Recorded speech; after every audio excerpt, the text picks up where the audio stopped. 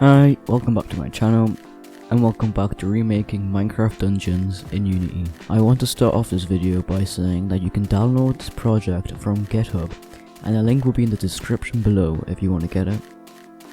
This video is all about the sound for the game. First off, you're going to want to download the audio files from Minecraft Sounds from Google, or convert the files from Minecraft Java to MP3s so we can use them in our remake. Programming the audio into the game was easy as just adding 3 lines of code. If not playing, play. We could program it so that it could detect surfaces and change the audio to each of the surface, but it's only a remake and I can't be bothered to do that. So if I really want to do it, I could do it in a future video, so let me know.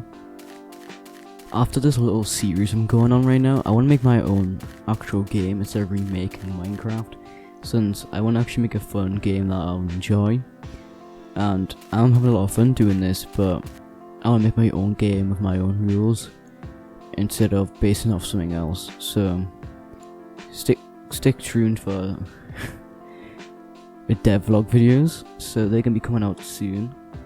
I'm gonna do 3D game, not a 2D game.